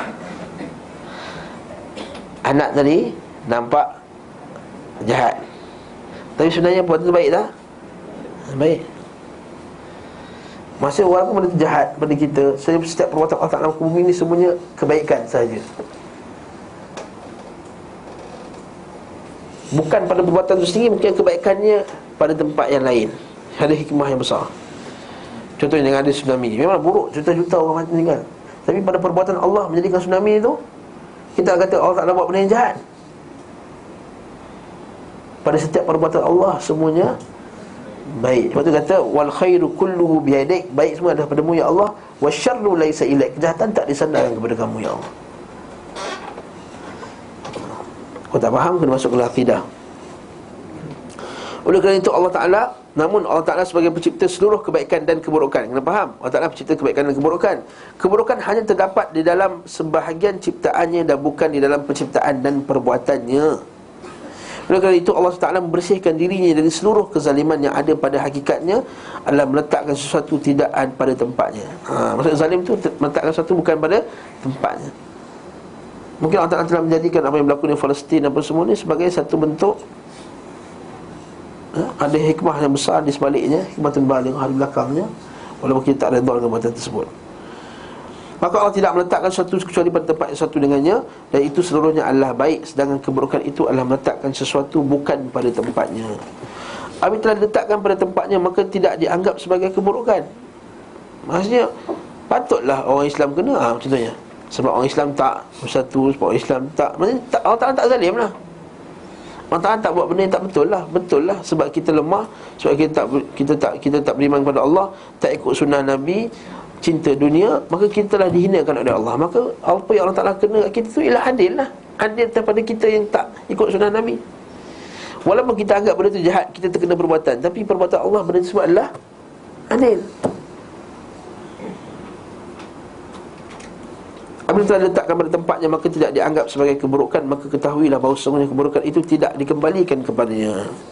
Kita lihat Syifa'il Ali Ibn Qayyim, ada pun lafaz, sedangkan aku adalah yang pertama-tama orang Islam. Baca ni, maknanya Allah yang bersegera melaksanakan apa yang diperintahkan. Itu maksud pertama-tama. Serupa dengan pernyataan ini firman Allah, katakanlah jika benar Allah yang Maha Pemurah mempunyai anak, maka akulah orang yang mula-mula memuliakan anak tersebut. Maksudnya Nabi kata, kalau Allah Ta'ala memang ada anak, akulah Nabi, aku yang paling akan muliakan anak tersebut. Dan pernyataan Musa, akulah orang pertama-tama beriman. Aku awwala man aslam. Maka diketahui bahawa maksud pertama-tama di sini terkait dengan sesuatu, bukan bersifat mutlak. Maksudnya bukanlah dia orang yang first sekali.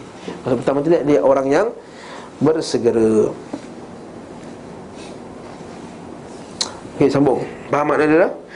Akan tetapi, okey, ustaz boleh tak baca doa ni kat luar selain daripada doa iftitah? Boleh lah, silakan. Macam best ustaz doa ni tapi tak hafal.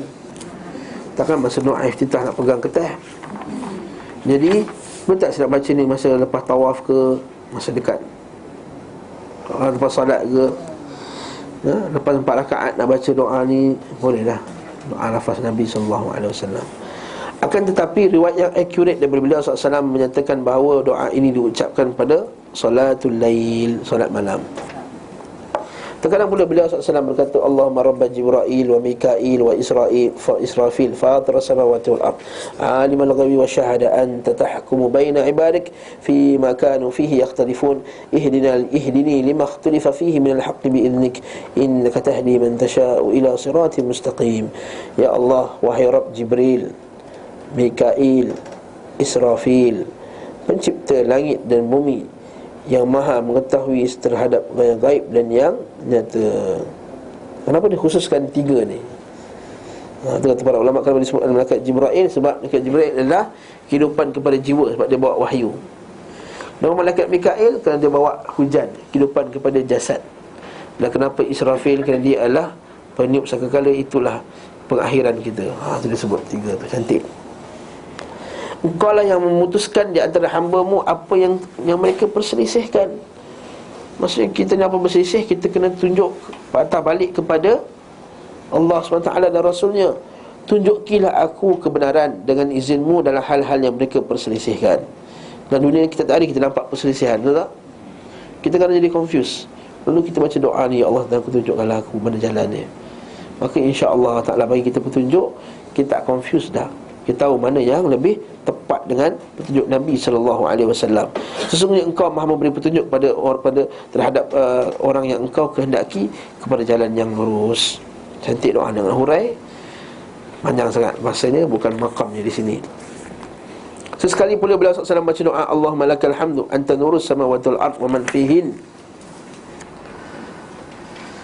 Akan disebutkan di sebagian jalur periwayatan yang sahih dari Ibnu Abbas radhiyallahu anhu. Komplit dia dekat bawah tu, 322 nota kaki bawah tu. Allahumma lakal hamdu anta nurus samawati wal ard wa lakal hamdu anta qayyamus samawati wal ard wa lakal hamdu anta rabbus samawati wal ard wa man fihin antal haq wa wa'dukal haq wa qawlukal haq wa liqa'ukal haq wa al-jannatu haq wan naru haq was sa'atu haq. Allahumma laka aslamtu wa bika amantu wa alayka tawakkaltu wa ilayka anabtu wa bika khamsamtu wa ilayka hakamtu faghfir li ma qaddamtu wa ma akhartu wa ma asrartu wa ma a'lantu wa anta ilahi la ilaha illa anta. Oh, panjang ni Ustaz. Boleh cubalah, cuba. Hafal. Nak dapat yang macam Nabi SAW buat. Memang kata Syalbani rahimahullah dalam muqaddimah sifat salat tu, kita ni nak dapat 100% macam Nabi SAW tak mungkin dapat ni. Tapi buatlah yang terdekat dengan Nabi SAW. Terkadang juga beliau SAW membaca Allahu Akbar, Allahu Akbar, Alhamdulillah kathira, walhamdulillahi kathira, alhamdulillahi kathira, wa subhanallahi bukratan wa asila, Allahumma inni a'udzubika minasyaitanir rajim min hamzihi wa nafthihi wa nafthihi. Ini pendek lah. Allahu Akbar, Allahu Akbar, Allahu Akbar, Allahu Akbar kabira, Allahu Akbar kabira, alhamdulillahi kathira, alhamdulillahi kathira, wa subhanallahi bukratan wa asila, Allahumma inni a'udzubika minasyaitanir wa hamzihi wa nafthihi wa nafthihi wa nafthihi wa nafthihi wa nafthihi. Itu Allahu Akbar, Allahu Akbar, Allahu besar, Allahu besar, Allahu besar. Segala puji bagi Allah yang banyak, segala puji bagi Allah yang sebanyak-banyaknya, segala puji bagi Allah sebanyak-banyaknya. Maha suci Allah pada pagi dan petang. Ya Allah, ya Tuhanku, aku minta berlindung padamu ya Allah dari syaitan rajim, daripada hamzihi, daripada godaannya, wa nafqihi, hembusannya, wa nafthihi, dan bisikannya.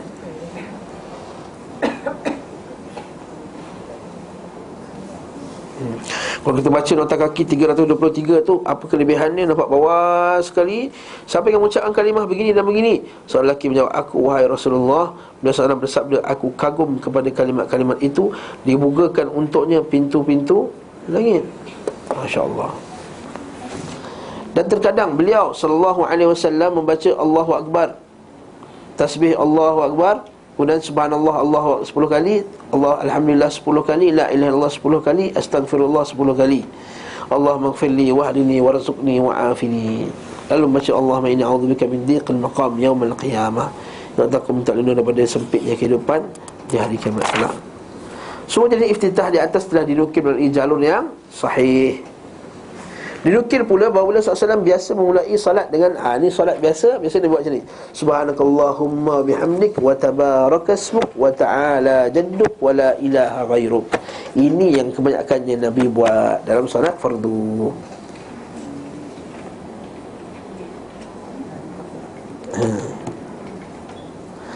Doa ini disebut oleh penulis kitab Sunan daripada hadis Ali bin Ali Ar-Rifai, daripada Abu Al-Mutawakkil An-Naji, daripada Abu Sa'id. Hanya saja beliau mengutipnya dengan jalur mursal. Doa serupa telah dinukil daripada hadis Aisyah radhiyallahu anha, tapi hadis terdahulu lebih akurat dibanding hadis ini. Hanya saja dinukil melalui jalur sahih dari Umar Al-Khattab bahawa beliau masalah baca doa iftitah tersebut di tempat Nabi seraya mengeraskan suaranya dan mengajarkannya kepada manusia. Umar pernah baca ni dengan kuat. Maksudnya Nabi Umar Al-Khattab baca doa iftitah dengan kuat untuk ajar orang. Bukan sengaja. Bukan sengaja nak ulang-ulang macam tu. Sengaja baca kuat untuk nak ajarkan orang ramai. Jadi bolehlah sekali segala boleh. Sama juga macam Abu Hurairah pernah baca surah kuat ketika solat yang sir, nak ajar bahawa disunnahkan boleh baca surah lepas Fatihah. Itu juga Imam Syafi'i kata zikir lepas solat bolehlah baca kuat untuk ajar. Lepas tu diam balik. Bukan dari awal sampai habis kuat. Ni satu surah kan, minta maaf sebut lah. Di satu daerah di Kuala Lumpur ni lah. Lepas semayang, astaghfirullah minal khutaya. Astaghfirullahalazim. Ni nak semayang kan, nak konsert. Konsert malam Islam ke apa, jangan. Tashwish, ganggu atas manusia. Nak istighfar ni sifat lain lah. Lepas solat, astagfirullah. Jadi kuat. Bila Nabi baca kuat, kita baca kuat. Bila Nabi baca perlahan, kita baca perlahan. Nampak tak? Dalil bahawa doa iftitah dibaca perlahan. Pakai mic mesti dia benar Ustaz kuat. Siapa suruh pakai mic? Imam pakai orang lain ke? Siapa suruh pakai mic? Imam Ahmad berkata, aku cenderung mengamalkan apa yang telah diriwayatkan oleh Umar, tapi sekiranya seorang membaca salah satu doa iftitah diriwayatkan daripada Nabi SAW, maka itu juga baik. Boleh. Imam Ahmad milih doa iftitah tadilah, subhanakallahumma bihamdik tadi. Imam Ahmad milih doa iftitah ni kerana 10 alasan. Masya Allah. Nak baca semua ke? Bolehlah kita baca sekali lalu. Pertama, perbuatan Umar radhiyallahu anhu yang mengucapkannya dengan keras dan mengajarkannya kepada para sahabat. Maksud ini paling kuatlah. Doa iftitah tersebut meliputi kalimah yang paling utama setelah Al-Quran. Kerana sesungguhnya kalimah paling utama setelah Al-Quran adalah subhanallah walhamdulillah wa la ilaha illallah wallahu akbar. Tadi ketika doa iftitah itu adalah yang paling murni dan memuji Allah, sedangkan doa iftitah yang lain mengandungi doa. Sedangkan pujian lebih utama daripada doa.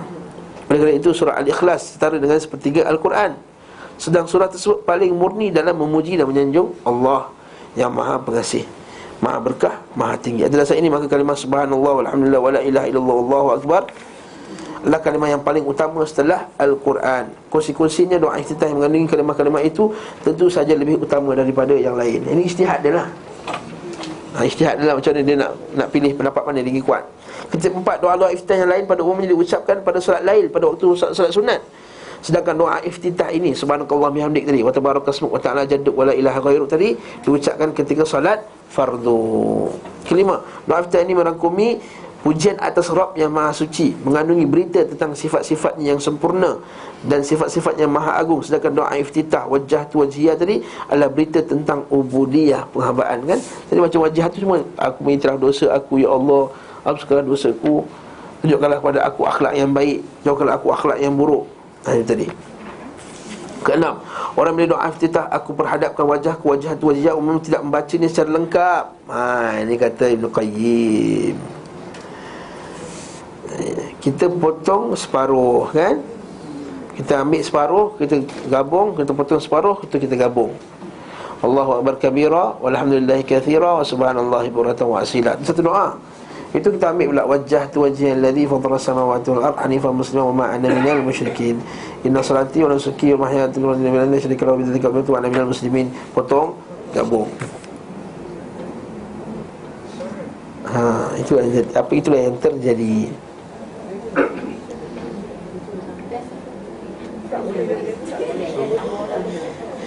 Lazimi dah lafaz-lafaz Nabi SAW. Kau nak baca first half saja. Allahu akbar kabira walhamdulillahi katsira wa subhanallahi bukratan wa asila. Allahumma inni a'udzubika min adzabi jahannam. Allahumma inni a'udzu bika minasyaitonir rajim min hamzihi wa nafthihi wa nafthihi. Tambah yang hujung tu sikit lagi dia. A'udzu billahi minasyaitonir rajim min hamzihi wa nafthihi wa nafthihi. Dapat satu doa yang Nabi baca. Ha? Tak payah baca. Ha? Ada tadi. Yang Nabi, tapi Nabi banyakkan sikit lah Allah Akbar kabira tu. Nombor 292 tu. Allahu Akbar kabira walhamdulillahi katsira. Cuma Nabi ulang lah, alhamdulillahi katsira, alhamdulillahi katsira wa subhanallahi bukratan wa asila. Allahumma inni a'udzubika minasyaitonir rajim min hamzihi wa nafthihi wa nafthihi. Pada wajah tu wajah lain. Nak buat baca yang lain tu asingkan. Ustaz nak ejah, Ustaz dah 50 tahun baca macam tu. Tak apalah, at least kita dapat tahu yang betul. Sambung lagi, kata habis kitab kita. Maha suci Engkau ya Allah dan memujimu, subhanakallah bihamdik. Dan sesungguhnya orang yang mengamal doa kita ini akan bacanya sampai selesai.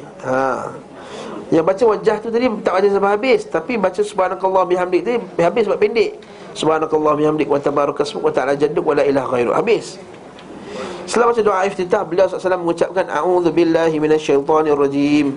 Kemudian beliau membaca Fatihah. Terkadang beliau menjaharkan, mengeraskan suara Bismillahirrahmanirrahim.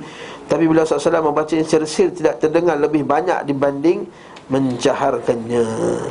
Saudara Ibn Qayyim kata Nabi kadang-kadang baca perlahan Bismillah, kadang-kadang baca kuat. Tapi yang perlahan tu lagi banyak daripada baca kuat. Cakap Mekah lah. Cakap Mekah tu lah. Tidak disaksikan lagi bahawa beliau SAW tidak pernah sama sekali menjaharkannya terus-menerus pada sehari sembahyang dalam 5 kali solat, baik ketika mukim maupun safar. Sekiranya beliau pernah melakukan demikian, bagaimana bisa tidak diketahui oleh para khulafa ar-rasyidin, jumhur sahabat dan penduduk negeri beliau SAW di masa-masa yang utama. Sungguh hal ini termasuk hal paling mustahil sampai-sampai untuk menetapkannya berhajat kepada lafaz-lafaz mujmal dan hadis-hadis yang lemah. Hadis-hadis sahih mengenai hal itu tidaklah tegas, sedangkan hadis-hadis yang tegas ternyata tidak sahih. Maksudnya hadis sahih yang kata Nabi baca bismillah tu tak strong, tak sarih, tak menjelaskan bahawa dia baca bismillah. Sedangkan hadis-hadis nyata pula yang kata baca bismillah kuat, tidak pula sahih. Perbahasan topik ini memerlukan satu jilid yang tebal. Masalah bismillah kuat ke tak kuat lah ni. Ala kulli hal, kita kata ada dua pendapat lah kalau kita baca tu. Ada satu hadis Abu Hurairah kata Nabi baca bismillah kuat. Hadis itu cuma didhaifkan oleh sebagian para ulama. Hadis kedua pula hadis daripada Anas bin Malik tu kan, dia kata aku solat belakang Abu Bakar, Umar, Uthman. Abu Bakar, Umar, bukan Rasulullah, belakang Abu Bakar, belakang Umar. Mereka semua tak baca bismillahirrahmanirrahim. Mereka baca alhamdulillahirabbil terus dia. Tak baca bismillah dengan kuat. Jadi itulah pendapat yang kuat. Tapi kalau siapa nak baca bismillah kuat, salah ke? Tak salah lah.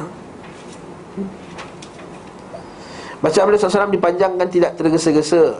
Bukan macam sekarang kan. Tengok video tu lah. Tengok video tu. Dia kena post tengok di sebuah negeri.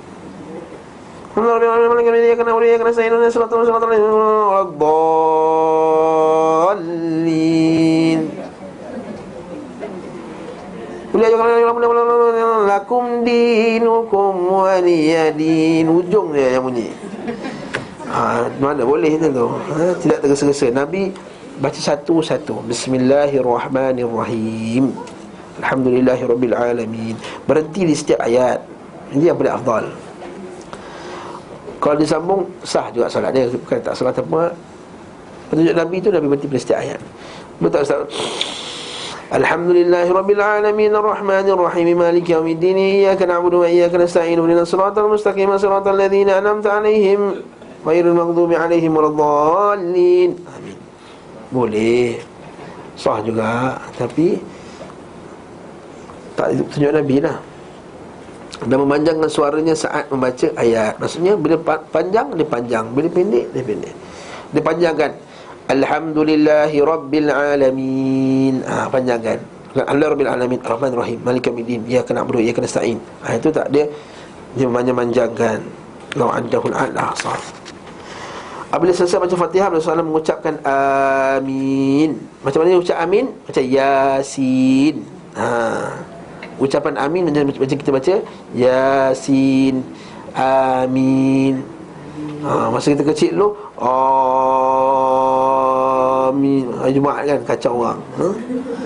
Kalau beliau menjaharkan bacaan, maka beliau meninggikan suaranya ketika mengucapkan amin, dan orang di belakang beliau mengucapkannya. Kan? Kalau Nabi kata apa? Beliau mengucapkan amin, kita pula ucapkan amin setelah imam mengucapkan amin. Bila imam kata amin, kita barulah kita amin. Jangan kita waladdallin. Imam nak dia kita potong dulu. Imam baru nak amin. Imam tu tua sikit kan, dia nafas dia pendek. Waladdallin. Dia dah bila amman al-imam fa'aminu. Bila imam kata amin, maka kita pun amin. Okey, habis. Ya. Imam yang baca Fatihah terlalu cepat, terutama yang ayat ketiga. Kita tak ada juga dia dah rokok lama. Rokok ini kita nak slow-slow dah lagi. Kalau imam tu rokok, masa kita rokok sekali-kali lah. Boleh mentadbir Fatihah. Kalau mentadbir baca Fatihah. Allahu a'lam bissawab. Soalan ada orang marah Ustaz Azhari ni. Ustaz Azhari jawablah. Soalannya, apakah mengikut sunnah amalan bertakbir dari rumah ke rumah? Tak. Mengikut sunnah, berapa perkarakah di pohon ketika duduk antara dua sujud, seperti yang Nabi ajar, Rabbighfirli warhamni wajburni warfa'ni wahdini wa'afini warzuqni. 5 kata 8, saya pun tak kira. Rabbighfirli warhamni wajburni warfa'ni wahdini wa'afini warzuqni. 7 kot. Wa'fu anni, ada setengah riwayat kata wa'fu anni, setengah kata tak ada wa'fu anni, warzuqni saja. Itu je, wallahu a'lam bissawab. Kita pakai lafaz Nabi lah. Tak kisah nak kira berapa 8 ke 9 ke 10 pun Nabi minta 10 lah. Yang penting faham. Rabbighfirli wajburni, tampungkanlah kebaikan, dan seterusnya. Bila Rasulullah SAW melarang tidur selepas subuh, tak ada lafaz larangan secara sarih. Nabi kata janganlah tidur. Cuma Aisyah kata, Nabi kata pada sesungguhnya barakah itu fi bukuriha, al barakatu fi bukuriha. Barakah itu pada awal-awal pagi. Maksudnya bukan maksud Nabi tak kasih tidur. Kalau orang shift malam nak tidur lepas subuh, kesian dia, tak boleh. Jangan tunggu tengah hari. Bukan kata larangan tu maksudnya larangan haram. Jadi larangan tu adalah larangan, iaitu jangan kita bermalas-malas pada waktu pagi, kerana pada pagi itu barakahnya banyak. Bila kita mulakan kerja waktu pagi, kita boleh baca Quran. Tapi kalau bangun 9 kan rugi. Kalau bangun subuh-subuh, dapat bangun subuh berjemaah, lepas 9 subuh boleh baca Quran, boleh zikir sampai matahari naik, lepas tu seterusnya dan seterusnya, maka itu barakahnya banyak pada waktu pagi tadi. Itu maksudnya. Bukan maksudnya Nabi tak kasih tidur lepas subuh. Itu juga tak kasih tidur lepas asar. Lepas asar tu confirm lah tak ada hadisnya. Kata boleh mewarisi kegilaan tu kan. Allahu'alam. Dia kalau penat, dia nak tidur sekejap supaya malam nanti dia nak beribadah, nak qiyamul-lail, nak lebih kan, maka boleh lah.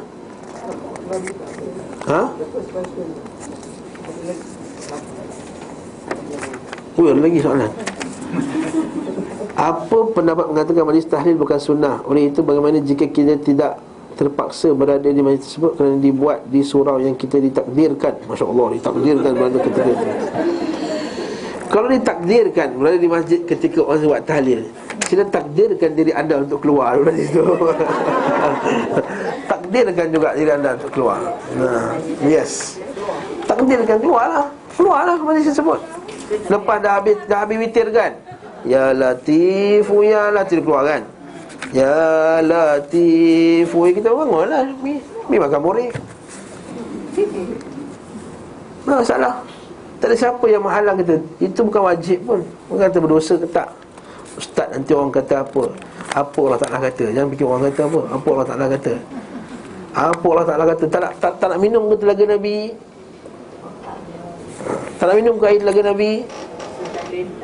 La yazma'u abada. Siapa minum daripada dia tidak akan haus lama-lamanya. Saya tak nak, saya nak minum air. Saya balik. Air tahlil. Tahlil tu gimana dibuat juga. Nak buat macam mana? Itu dah jadi adab ni. Dah. Kita tak sesuai. Jangan kita buat. Jangan buat. Orang yang membaca Jangan buat. Jangan. Buat. Kita keluar lah. Walaupun kita suara depan sekali, bangun dan keluar. Tak ada siapa nak halang kita.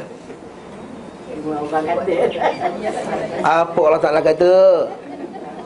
Orang kata orang tu akan mati setahun dua lagi.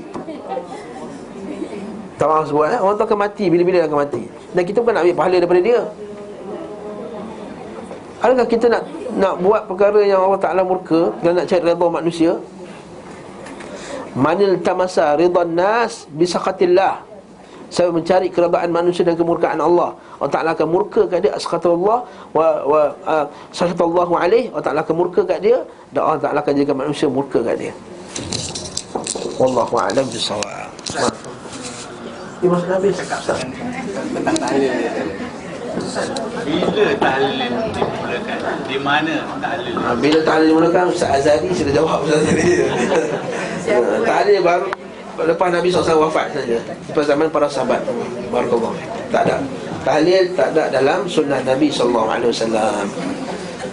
Sallallahu ala Muhammad wa ala alihi wasallam.